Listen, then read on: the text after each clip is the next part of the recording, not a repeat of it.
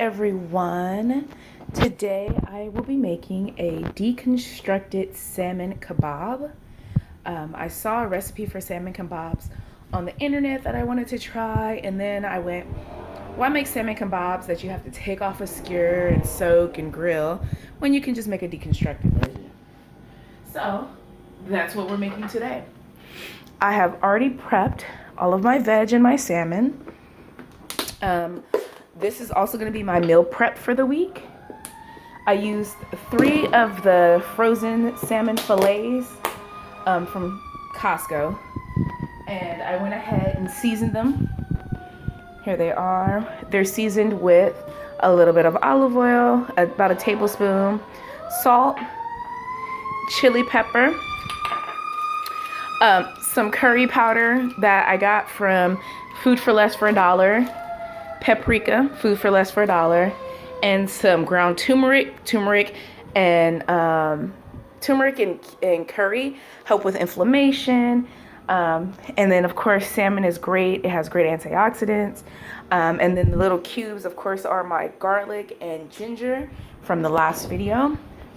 For my vegetables that would normally go on the kebab, that instead I've cubed, I have bell pepper and onion, and I have mushroom and zucchini.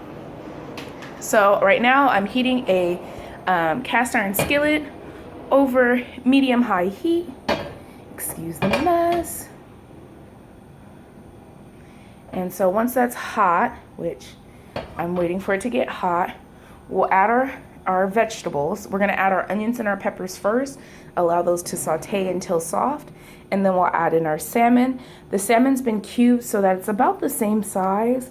So there's a couple of pieces that are a little thicker, so I cut them lengthwise a little thinner so that they'll cook around the same amount of time. So you know your pan is nice and hot when the oil easily moves across the pan without a lot of effort. So the pan should be hot, and when we throw in our peppers and onions, we should hear a sizzle. Can you hear it? So that is about a half of a red onion. I like red onion for the flavor, and 5 of the gold and red sweet bell peppers. And it looks like a mushroom piece got in there, but it's okay. So we're gonna go ahead and saute this until it's slightly translucent. Just be wary of, you see how that looks like a bit of a onion skin? We're gonna take that out.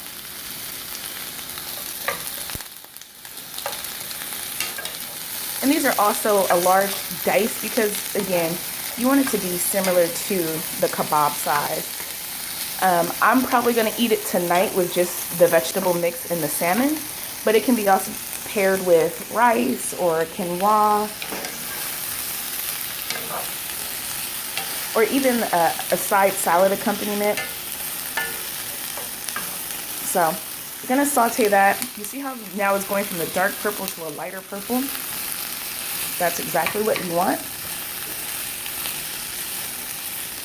And again, the amount of oil is about a tablespoon of oil, not too much. Salmon is a fatty fish, so it's gonna release a lot of its oil. And then also there was oil in the marinade for the fish. One of the reasons why I like using cast iron is because I'm iron deficient a lot of the times when I go to donate blood, and cast iron just helps to impart some of the iron onto the food.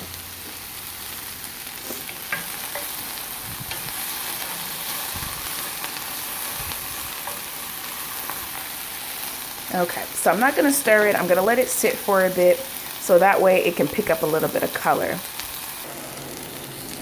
Okay, so they've sat there for a few minutes. I paused the video and we're coming back. You see how it's picking up some nice caramelization on there. Got a little bit of color. Salmon is one of those one of those proteins that cooks fairly fast, so it won't need much time. So I'm gonna push all of this over. Another nice thing is that the peppers and onions have seasoned the pan so that it has a little bit more flavor. And I'm gonna take my chopped up meat. I'm gonna add that. Just go ahead and add that to the pan.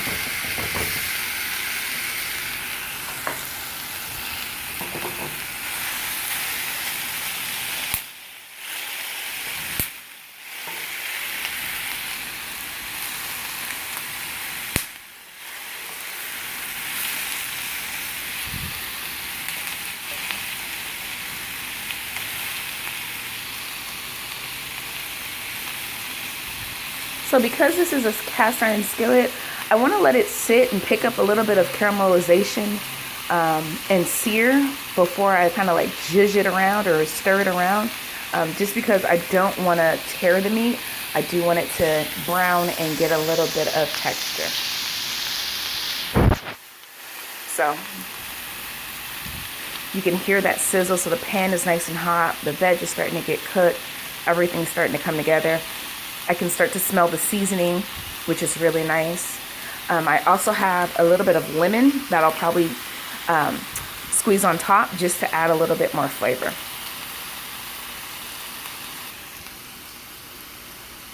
Okay, so I gave everything a bit of a stir.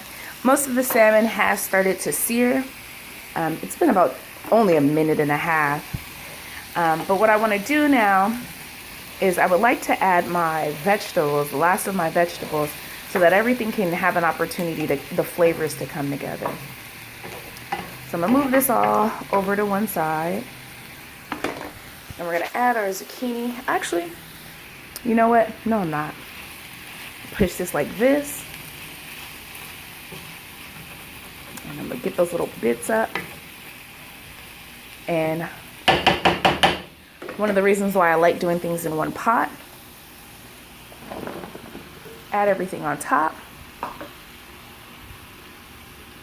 There we go. And then I'm going to actually cover this with a top to let it all just kind of bake in. If I can find my top. Okay, so we got a top on it. And we have that all in there. We'll cook for about 6 or 7 minutes until everything is fully cooked. The vegetables should be nice and steamed. I still want some texture and some crunch to the zucchinis and the mushroom. And I want the salmon fully cooked, but not overcooked. So we'll be right back. Okay, so it's been cooking in here for about 5 minutes.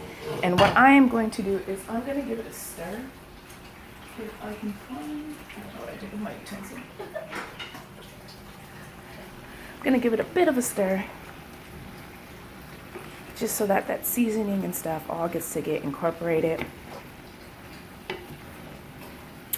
This was about a half a container of Trader Joe's mushrooms, cremini mushrooms, and 2 full zucchini, and like I said, the half of the onion.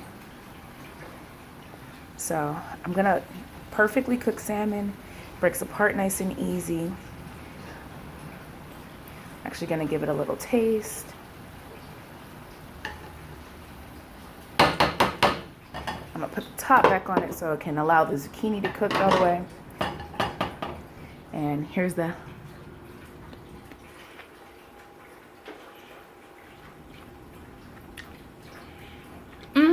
it's good. I'm probably gonna hit it with a little bit more chili flake because I like it a little spicy. But other than that, the flavor is actually really, really good. So a little chili flake, sorry, camera angle, or a lot of chili flake. And then I'm gonna go ahead and squeeze some lemon over the top of it right now.